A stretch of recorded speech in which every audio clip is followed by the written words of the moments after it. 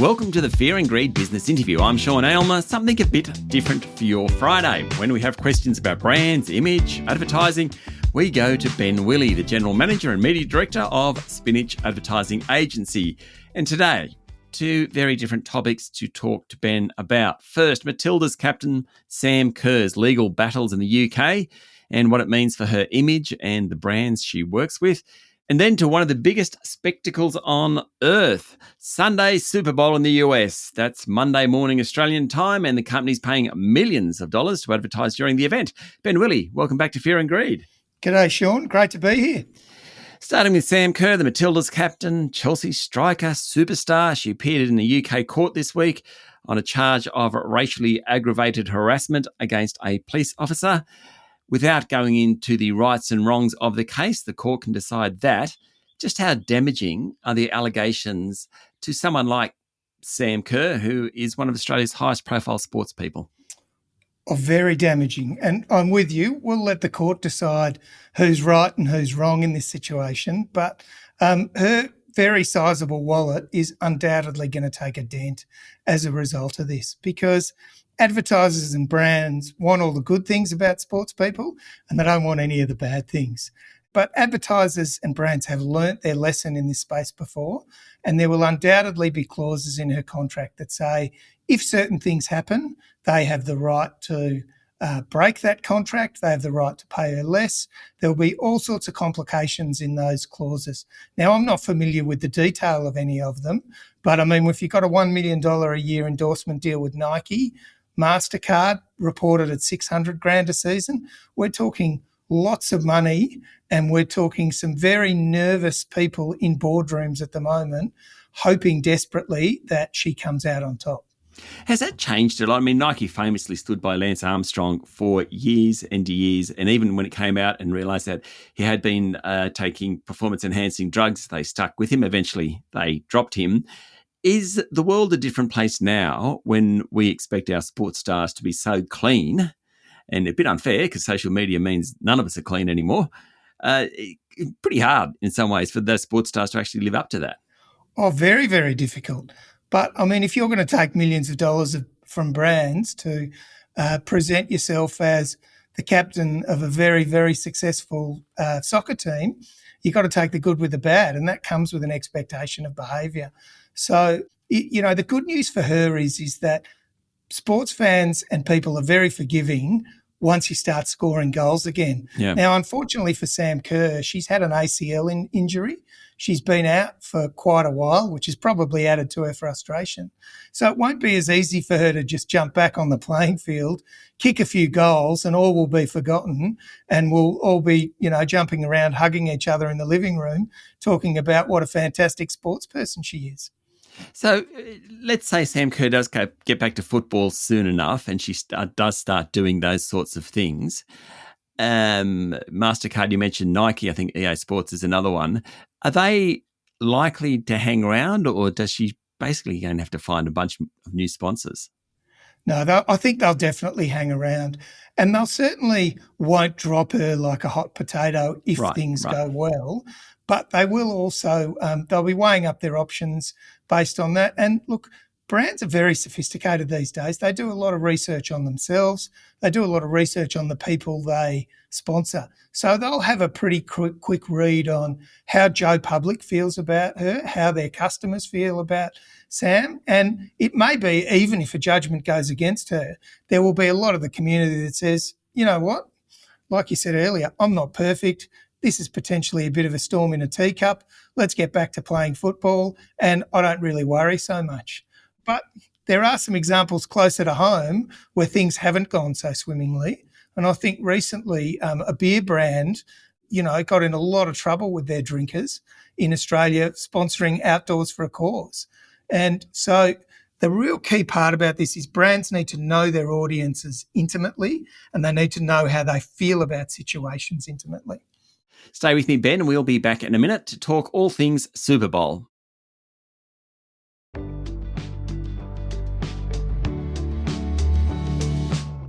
I'm speaking to Ben Willee from Spinach Advertising Super Bowl, Monday morning Aussie time. For many of people like you, I'm sure one of the highlights of the year in terms of advertising. What's the deal this year? How much is it costing? What do you expect? Oh, well, it's only going to be a lazy $7 to $8 million for a 30-second ad, But look, the Wow. reality is TV deals are a bit more complicated than that, and you don't ever just buy one spot and then walk away. So they'll be wrapped up in, annual deals and a whole load of other clauses. But that's pretty close to what people will pay. And isn't it great that the ads are an event in their own right?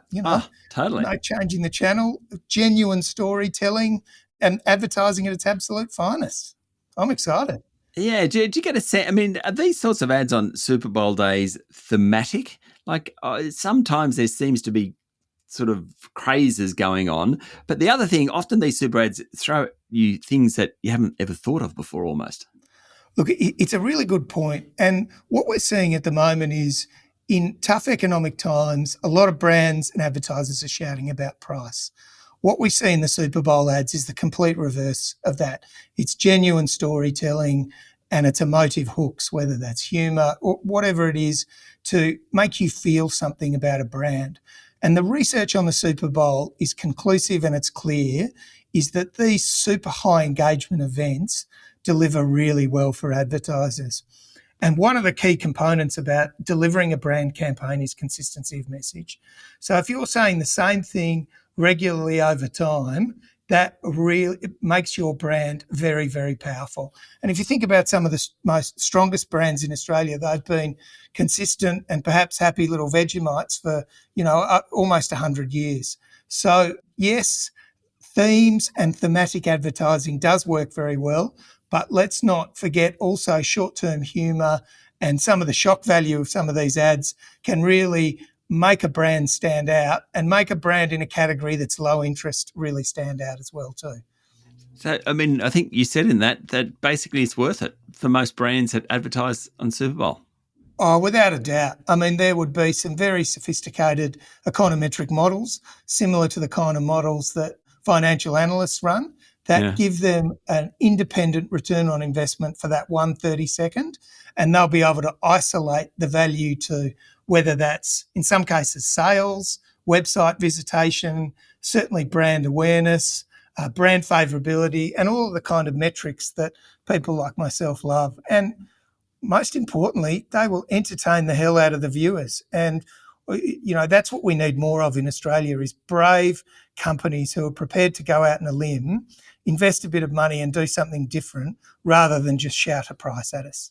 Okay, so if we bring it home, I suppose the AFL is the closest thing we have to it, but the GP, the Aussie Open, the NRL, there are a few things around which sort of, fit into the same category. Why don't we have that history or something of kind of the build up to great ads in those programs? Let's take the AFL Grand Final or the Aussie Open Final. Why don't we have that? Look, it's a really, really good question, and we should, because you're talking about some of the most viewed events in Australian television, certainly the AFL Grand Final, NRL State of Origin. Yeah, of course. They're consistently really, really top-rating programs. And Channel 7 even have run promotions in previous years, giving away free airtime to advertisers who put ads like this into the grand final. Obviously, they didn't give away free airtime in the grand final, but if you made really emotive ads, they were prepared to support you. And I think it really comes back to what I've said before, is we need more marketers to go out on a limb and do some pretty crazy work. And what we have a problem with is if you please a whole bunch of people, you'll invariably upset some people. And we have a bit of a problem in our industry is that a lot of marketers are really afraid to upset some people and really afraid to just go out on a limb a little bit because they'll be attacked on social media. It doesn't matter. You could go on social media tomorrow and say the sky's blue and a bunch of people will attack you. So I'd love to see more advertisers be more brave, and I'd love to see them use more of those big high-profile events to entertain us as viewers, because if we're providing our attention to the ads, the least we can do as advertisers is entertain you or do something a bit different. Why is the advertising industry so conservative at the moment? Oh, Sean, yeah. Your face when I asked you that. We've got 5 more minutes on the podcast. Last, we've got about 30 seconds. Look, there's a whole host of reasons. I think probably the biggest one is production costs. It costs a lot of money to make an ad, and, to produce a really great ad costs a lot of money. And we don't have the population size or the volume of sales that they perhaps do in the US or in Europe to refresh that production budget. Yeah. So people have to be conservative with a small amount of money to make a great ad. We also have very short tenure of chief marketing officers, tend to be very short. And, these kind of big ads require a long selling in a company. They require credibility and tenure. So, look, I could crap on about this for days, Sean, but I think probably production costs is the big one. The podcast has come to an end. Sorry, Ben, we have to cut you off. Oh, it's not Joe Rogan podcast? Okay. No.